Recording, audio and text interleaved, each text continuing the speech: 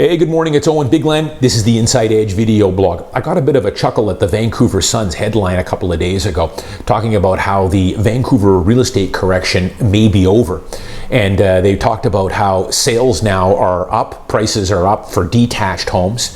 And that the correction is recovering now. And I kind of had to laugh. If you've been watching my blogs here for the last 6 or 7 months, I've been saying that, what correction? I didn't get the memo on it. Yeah, if you were buying a $5 million or $10 million home in Shaughnessy, you had a little bit of a window there where prices are off and are still off, probably 5 to 8%. The problem is that there was very few homes that were even for sale in that price range. It didn't affect 99.9% of the market.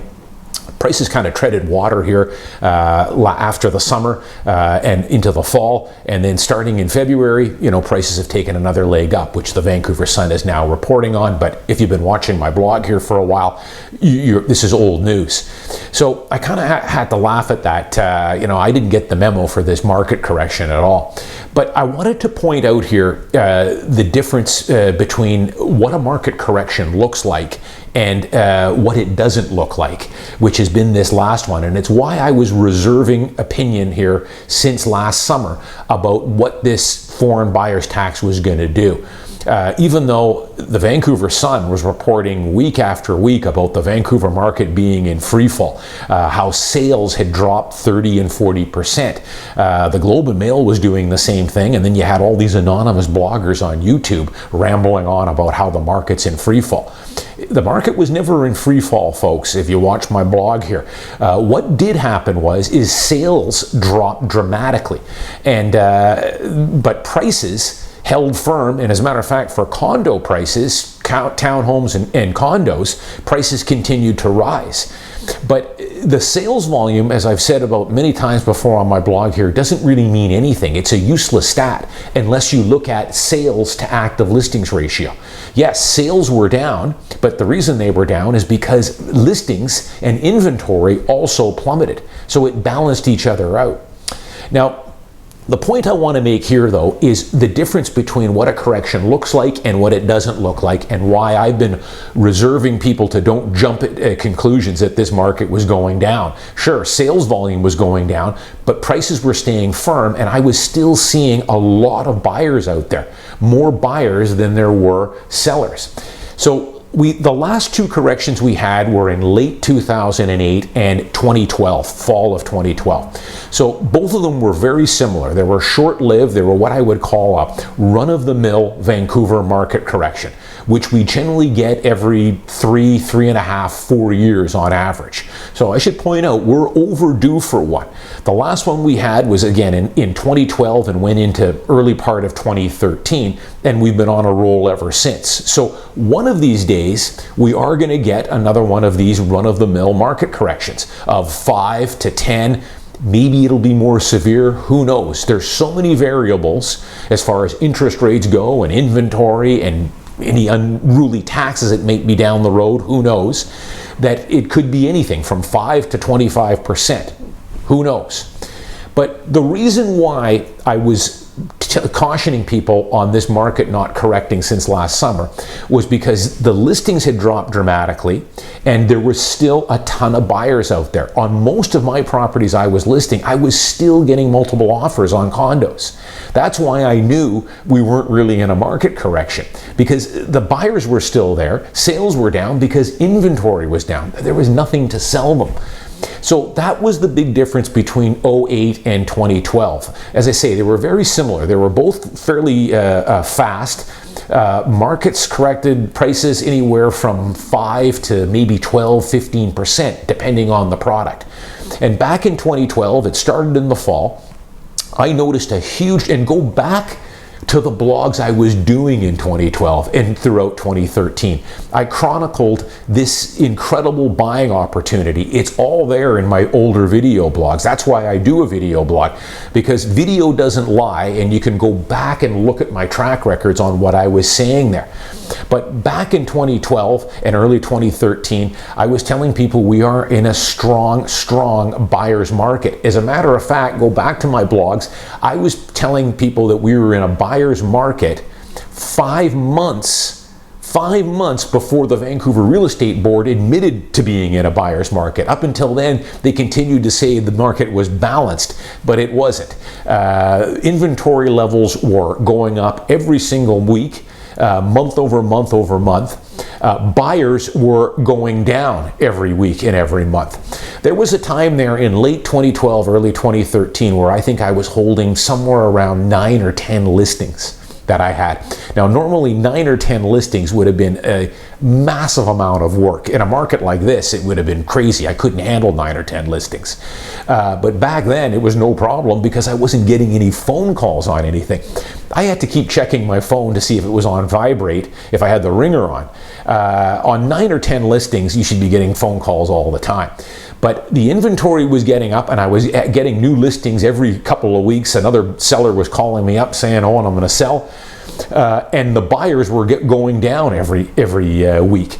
I was running open houses, and I'd be lucky to get 1 or 2 parties through, and those were just looky-loos kicking tires. So that's the difference between 2008 and 2012, which I chronicled in my video blog, and what was happening this past summer up until now. Up until the foreign buyers tax came in, inventory, I was always holding 1 or 2 or 3 listings, but not 10. And the listings I did have, I was still getting 15 and 20 parties through my open houses. I was doing holdbacks on just about everything still, and to this day I still am. Listing it on a Monday or a Tuesday, having an agent's open, realtors open on a Thursday, open house Saturday and Sunday, and then I look at offers the following week, and I'm still getting multiple offers. So that didn't lend itself to a market that was in decline. That lent itself to a condo and strata market that was still going up. And that was the big difference between this past summer up until now and what went on in 2012. So I've said it before, eventually we will get a correction here, but a number of things have to happen. Interest rates are probably going to have to come up, and not a 1/4 point here or a 1/4 point there. We're going to need a 3/4 to a full point that will put a damper on the market or more. The second thing that's going to happen is inventory is going to have to increase. And here's a reason why I have I don't call it a crystal ball, but it's something that realtors have that the general public doesn't have. I have access to the Realtor MLS. So I have my system set up where I can track every property in the Vancouver Real Estate Board. Now, what I keep close attention to are my 2 main markets, which are Vancouver and Richmond. So every day on my home screen, I can see how many new listings hit in Richmond and Vancouver for condo and detached. And then right beside that number, I'll see how many units and condos and homes were reported sold that same day. So it's like a snapshot of what's going on with the market 5 days a week. So I can tell you that back in 2012, typically I was seeing 175 to 200 to 225 listings hit that market on a typical day. And the solds would be 50, 60, 70. So in other words, you'd have 3 times as many listings as you had sales. What I've been seeing for the last 3 years in this market, and it never changed much, is, let's say, back last summer, maybe 100 listings and 85 solds. Or 130 listings and 90 solds. Sometimes I would see 120 listings and 135 solds. So you can see the ratio between listings and solds. The inventory needs time to build up, and it's not, and it hasn't for the last 3 years. If we get 100 new listings in Vancouver today, I'm going to probably see 80 or 90 solds. And on a good day, I might see 110 solds. So in other words, the inventory is maybe creeping up very slightly or just staying level. We will not get into a market correction until you start seeing 200 listings and only 100 sales that day. And that would have to continue for months on end, continuously, every year, every day, where we're getting a 50 to 60 net gain in listings. Once that went on for a couple of months, you would see me do a video post here saying, folks, I'm seeing the inventory levels have been building the last 8 or 9 weeks. Eventually, this is going to have an impact on prices, because as inventory builds, people have a lot more selection. They'll go to a Yaletown condo, and instead of seeing one bedroom for sale, they've got 5 for sale. Now they can go out and maybe offer a little bit of a lower ball offer and compete against these other units. You're not getting into multiple offers. So until that starts to happen, it's a bit of a crystal ball that you can foresee on where the market goes. And it's something me as a realtor, I've got access to very quickly. I can look at all this. I can also look at the average days on market and also, of course, the selling history of these units. Are they selling at asking, below, or above?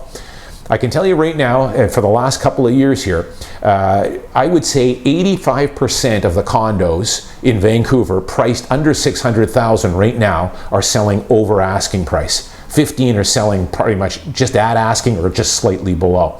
So again, these are not precursors to a market that's going down. It's for a market that's going up. Eventually it'll change, and when it does, you'll hear it here first, because I will start to see these inventory levels go up. But it has to continue on for several months in a row. And when it does, I'll do a video blog on it, just like I did in 2012, foreseeing the fact that inventory is going up. I'm seeing fewer buyers. The next thing to fall will be the prices. But for right now, we're still in a strong seller's market. Everything that gets listed, if there's 100 new listings, 80 or 90 will be sold. So how long that will continue is anyone's guess, but the market is still a strong seller's market. I'm Owen Bigland. As always, I'll see you next time.